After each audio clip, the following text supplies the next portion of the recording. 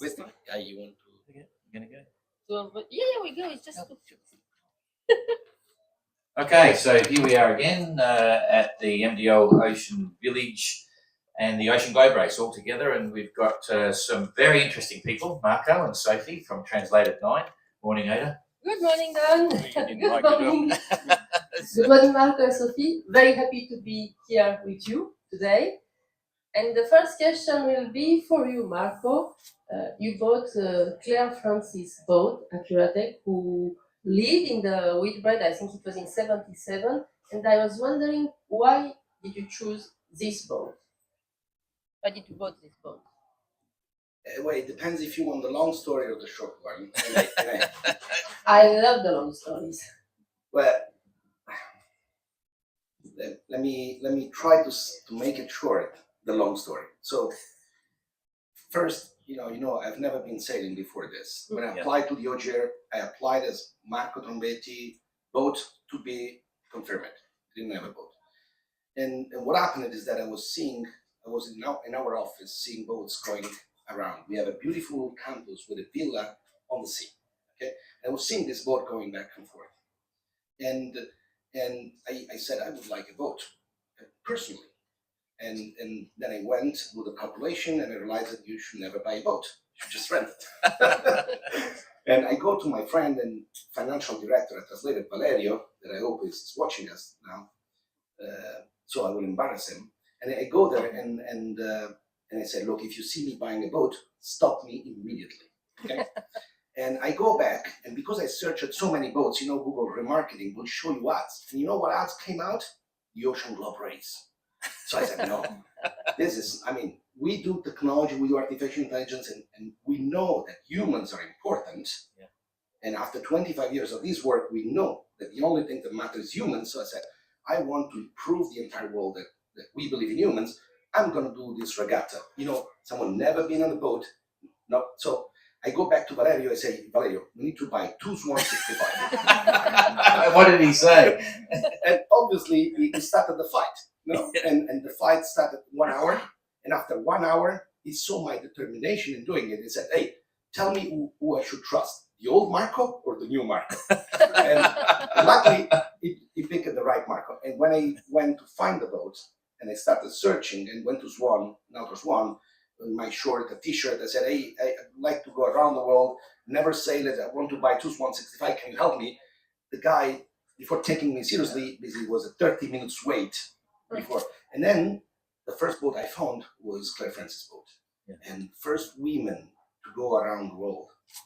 First skipper. First skipper. Yeah. First skipper. And you know, the boat was not the one in the best conditions among the options, but I felt, me and Isabel, my wife, an emotional connection to the boat immediately. And I said, this is going to be the boat that goes around the world. Yeah, because this was my second question. I understand now how you convince. I understand for Valerio, but how you convince your wife to buy 2 boats to go around the world, and also you bring her with you around the world, and she's not a sailor either. I don't think that I'm bringing her; she's bringing me. So, and to give you an idea of Isabel thinking, and I went to her and I said, hey, I think we should go around the world. This beautiful Ocean Globe Race regatta, human-centered. And I think this is perfect for us. We should go. And she looked at me and say, Marco, if you don't have a better idea, let's go with this. Okay, so we're going to set the scene a little bit here because Claire's boat, ACCUTRAC, is Swan 65, okay, which was really popular at the stage because it was a second edition, and 65. So you'll have won the first edition. You are obviously you've got a very interesting company. I just want to set the scene here about the human aspect because you and Isabel are very involved with statistics that rolled into translations and now AI translations, and you provide, you're one of the big players globally for translations, and a lot of that is AI, but you also still have a huge number of people, real humans, doing the checking and bits and pieces. So there's a commercial interest as well, but I can see the driving factor is your passion for this whole story about human stories and humans being important, which is aligned exactly with OGR. So there's the commercial aspect, but boy, your the commercial side, but your personal passion and Isabel is extraordinary. Because I remember the first time we went sailing, I rang somebody, team, how's he going? How's he going? He's puking all the time over the side, and he's still going. I'm still. Yeah. So tell us a bit about your background. Like, what did you do when you left school and things like that? Because must be an interesting journey. Yes. So first, as a background, I'm an astrophysicist.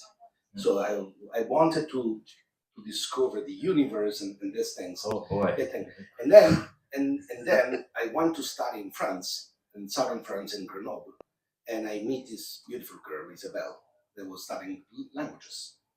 Okay, and I fell in love, and my passion for physics went away immediately, and Wow. and we decided. So, my goal She in needs life to was give that- us the secret, Marco. Isabel needs to give to all the girls the secret. So Isabel. So she was in charge of welcoming foreign students. So the first person I met, and she prepared crepes, French crepes. So she used some techniques that, and so what happened is that as soon as we finished that year of study together, then we moved to Italy, and she got a job in a very I will not tell the name of the company, but a very sad oil company. And I was getting into the office to take her in the morning with a motorbike. And it was great. It was a place where happiness was not there, and it was never designed for creating happiness. So it was my first experience with work, and I said, "This is not a place where I want Isabel to be." So we went back home that day and say we should do something together. And so I was an astrophysicist, but a lot of computer science. So I said, let's create the first internet translation company. So we do languages and computers together, and work it. And Translated became one of the most successful translation companies. If you see Airbnb, for example, everything you see on Airbnb that is not English, done by Translated. Google, we helped Google translate the technology for 14 years to build that technology, and Uber and many companies. So basically that is what happened. But, so we were very, very early in artificial intelligence. Now everybody talks about it. And so as a veteran of artificial intelligence, I think I have the right to say what I think. Yeah. And what I think is that humans are underrated right now. Everybody's talking about technology, but nothing moves without the humans, and all the technology we're building is for human. And if you don't put the human in the center, you're not going even to sell the technology. So we found a way with Translated where humans and machines are better together, cooperating, and we want to spread also the fact that there is a better way of doing technology, and that's the project. Your one statement that you're an astrophysicist, which I didn't know, just answers so many questions. I had a guy who wanted to buy one of my boats once. I spent 24 hours with him. He was an astrophysicist, one of the top, engaged by the United Nations to be their consultant. But by the end of the day, it completely screwed me up about the cosmos and the whole system. Believe it or not, when you go like that and touch two things together, you're not actually touching, and you realise that. It's all electrical energy. Yeah. When you go like that, you're not actually touching anything. So that answers a lot of questions for me. Anyway, back to the subject. But I want to say, even if that is what I studied, I still have 100 miles error on the sextants, okay?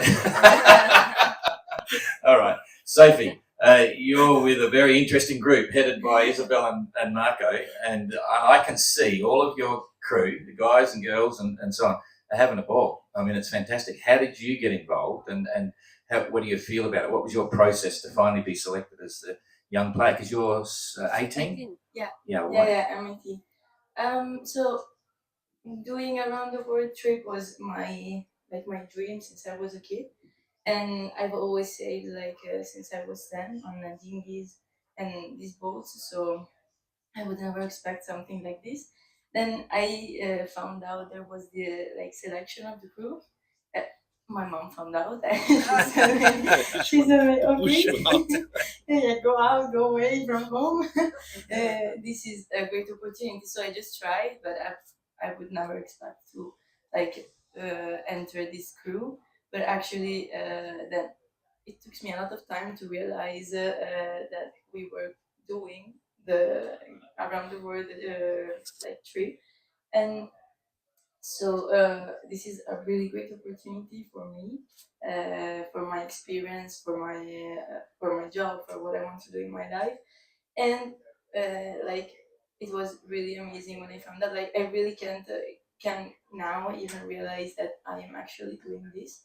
Yeah. But I'm really happy because we create we are like a family in the crew. Yeah. So this is an important part of all the project. I think it's what makes all of us like doing this in a happy way, and we really enjoy this by being together.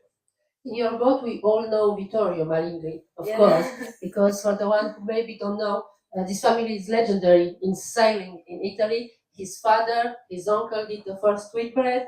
His son is sailing on your boat. And I think Vittorio did the first, or he was the first Italian to do a Vendée Globe, a solo sailing around the world. So, of course, we all know Vittorio and Marco, but we don't know so much the other people on board. And Don has an habit, is he don't ask the skipper, he asks the youngest one to give us an idea about who are the other people on board, the other crew. So we come all from different nations, so this is a really good part, a little bit tough also because we have to use English always, and sometimes we use Italian because most we are Italian. So like the foreign people take the good part and the bad part because they don't get the tension and when we do something wrong. But sometimes they have to ask what, because sometimes we just don't realize we are speaking Italian, but they are learning a lot of Italian actually. So it's a good thing. But like from my point of view, everyone has a different good thing in their behavior, like the people they are, and this like every part of each other makes a complex of things that make a really good atmosphere inside the boat. So we always help each other. We always know the right time where to become serious and do the stuff, and when we can enjoy and laugh together. Yeah. And there is always, that one or two guys who can change the atmosphere by saying just one thing. So yes, I think every one of us is special, and together we work really well. Okay. So Marco, you had to select from 1,200 crew, I believe, crew applications, which was amazing. I mean, you've got two boats. I didn't explain the issue there. A lot of your corporate interests are in America, so you decided to set up another one, and you've got quite a guy running that for you. But 1,200 applicants, how did you whittle them down to sort of one crew? And how many is your total crew combination all the way around? So first, I can update you. At the end, we reached 1,500 applicants. Wow. Okay? and the idea is that because we have a crew of 10, the rules, notice a phrase, 70% should be non-professionals. So I said that's a great opportunity. I think let's recruit also the applicants within the Silicon Valley where all my customers are. So I opened the selection and started putting marketing money to promote the selection. And so that 1,500, 400 were actually customer of us or potential customer that trained in San Francisco with this other boat, a twin boat, Al number 23. And because I'm totally naive and new to sailing, I asked the good questions. So I went to another one, Leonardo Ferragamo, the owner, and I said, hey, Leonardo, who is the best sailor in the US that can help me in this project? And because you don't know nothing, you ask the right questions. Who's the best one?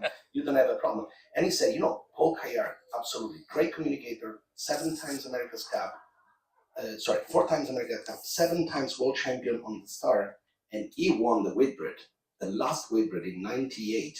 Then he also did the first Volvo and basically came second. So I said, Paul is the guy, and went there, and it was COVID time, so I could not visit. So I sent my customer, Airbnb, to talk to him. It's so strange, you send your customer. And this guy go, and then the Italian ambassador reached me and say, hey, Marco, I'm going to help. I'm going to the meeting too. And then also Leonardo Ferragamo, the founder of Swan, was joining on a call. So basically, Paul Caillard was there with the Italian ambassador, with my customer and Swan, and in 10 minutes, Paul said, absolutely, this is a great celebration. I want to be part of it. Yeah. And he trained many people. And out of those 400 that we trained in San Francisco, 2 are joining. Teresa Marshall, that is the vice president of Salesforce, a big tech company there, and Paul, her husband. Yeah. Okay. Sophie, you started sailing at 9, I think, in an Optimist. You were in the European Championship. How you say the name? Championship. I think you won the first place 5 years ago. I don't know if it was with a Mini or in the Optimist, what kind of boat. What is your sailing background? Because I think you are here like the others. You really want to win, right? So I started sailing when I was like 9, and I started with the Optimist. I did a lot of years on the Optimist. Then I moved a couple of years on the 29er, and then I said, okay, no, I want to stop sailing on dinghies because I want to stay in the ocean as much as I can, and like doing long trips and seeing a lot of things. So I started. I had a Mini. So I have a Pogo 2 Mini in Genova, and I am training on the Mini like since 2 years now. And like now for this project, I stopped a little bit, but I will take it back when I go home. And and then I had this opportunity, and I said, okay, I have to choose whether going on with the Mini or doing this. But I think that this is an opportunity that happens once in a lifetime, so I had to do this. You have a bit of time to go back to the Minis later. and also, you learn so much with so many people on board. I mean, I feel the difference between solo sailing and sailing in a crew. So I've never sailed in a crew before, and I had to change something in my way of working and staying with the other. They are two completely different things, but I don't see I'm enjoying more one or the other. They are just completely different. What is the most difficult when you are used to be a solo sailor and you have to deal with a crew, with people that you don't know in such a small area? So first, when I'm solo, I can do whatever I want, when I want, and say what I want, and no one. I mean, I don't have to control myself. But the most difficult thing I think is that like I'm used on the Mini to do all by myself. So all the mistakes I do, I know it's my fault. All the success I achieve, I know it's for me. And here I had to change because I had to realize that okay, I can't do everything. We have to work, and we can. We can manage to win these things only if we work together in a good way. No, it's impossible that everyone does everything because it's an impossible thing on this boat. So the teamwork, I think, is the most important in the crew. Okay, so Marco, you say you never used to know about sailing, so you asked the right questions. Now you know a bit about sailing. How do you feel about the boat? You know, what's your impression? Have you done everything that you wanted to do? Is she ready to go, or there's some things you wish you had done better or worse, or give us a rundown. Well, first, personally, I've learned that in 2 years, it takes 20 years to become a good sailor. Okay, so I want to say. So you can try, like, go around the world, yes. Don't expect to be a sailor before the start, maybe at the end. Maybe. The boat, we're very happy, and we did a lot of work, but the most important thing we did is that we started sailing immediately after the refitting last year, and so we have completed about 20,000 miles now, testing the first leg and the fourth leg. So everything that could break on the boat, we did it. And now we know pretty well how the boat behaves in the different situations. So we're pretty happy of this, and obviously you have that feeling that it's never enough. Okay, so it's good to have the start, so you stop spending money. Yeah, that's kind of interesting. Okay, tell us a bit about life on board. Like, what sort of food regime and what sort of watch system have you decided on the watch system? And is it all freeze dried, or you have a chef on board, or whatever it is? Just before I answer this, because it's connected, I want to say that you mentioned Vittorio, you mentioned Nico, but a super important member of the crew we have is Simon Carwell. Simon Carwell, okay? Who's just here? I'm the cook. Yeah, and that was the connection. Simon, of course, being from XG Golden Globe Race, he was the fastest boat around the course, yeah. Yes, and super. Speaking about GGR, Elton Bescardes is here too. I just saw him. Yeah, he's retired from big boats and he's now sailing a Mini. Yeah, so, exactly. and it's still we have the Italian flag. So we would never allow Simon to cook, and that's why we made him navigator. Okay. And so really the food regime really is a lot of pasta, I have to say, and for this time, for until now we all went with standard food. This time we have some dried food a little bit, but I think I'm very happy with our cycle. So we have these very long watches of 6 hours, so 5 people, 6 hour, 5 people. This allow us to have fixed time, but also most importantly for Italian people, we have lunch together, dinner together, okay? At 2 p.m. and 8 p.m., really we can have time together. So someone of the crew will get out, will cook for everyone, and in the shift, basically we're staying together, we talk, we communicate. It's a good moment together. And we took the inspiration of this by Ramon Caroling, the first edition, the one, the Whitbread. And I spent a lot of time with Enrique's son recently and asked many things of what was going good on that. And for them, the social element was what made their morale up for the race. I couldn't agree more. It's interesting because I've asked all the entrants that question and they're all coming up with this, that, and I just think, no way. I'm with you. 100%. Every expedition I've been on, it's 6 hours on, 6 hours off, and 4 hours during the night, 3-4 hour watches during the night. Anyway, so I got to say, I think your pitch at selling the human element of everything is working really well in a commercial sense. But there's another element that you're capturing because you're sailing Claire Francis's yacht, and we really are having this massive reunion of Whitbread sailors shortly, and you've got Claire coming down and half the crew to go over the boat. I can't imagine what it's going to be like for I know you can't imagine what it's going to be like for them. But what about you? You know, like you're reliving the history, as you say, sailing the same boat. Can you give us a rundown on that? No, it's very, very emotional. I can tell you something. So 8 members of the original crew are coming. And Tony, one of them, that lives here in Southampton, said, "Hey, you know something? I cannot wait the 5th.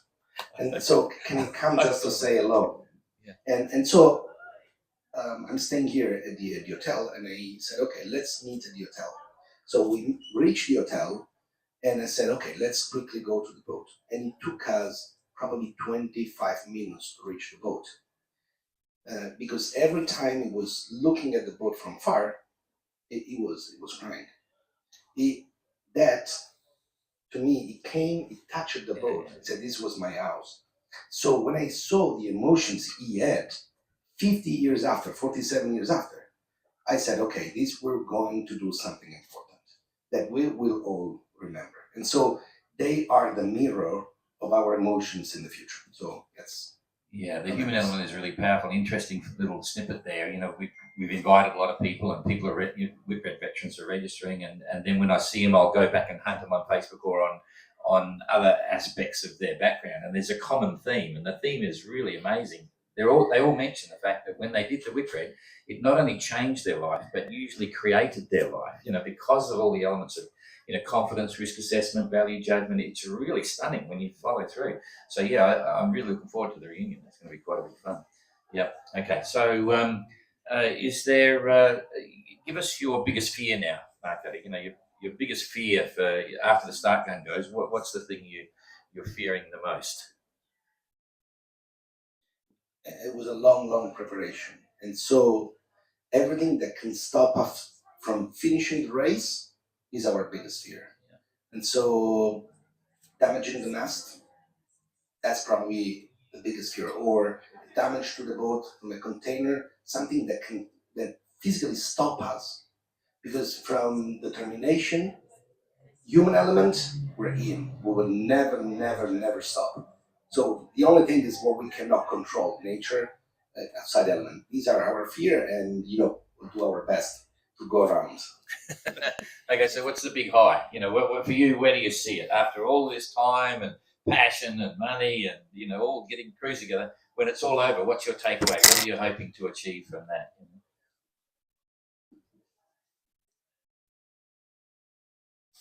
We're gonna win the race. This is a good conclusion. Yeah. One last one for Sophie. so you're in it, you know, you're off, and it's an amazing. You understand competition and stuff with the mini and sailing and all that stuff.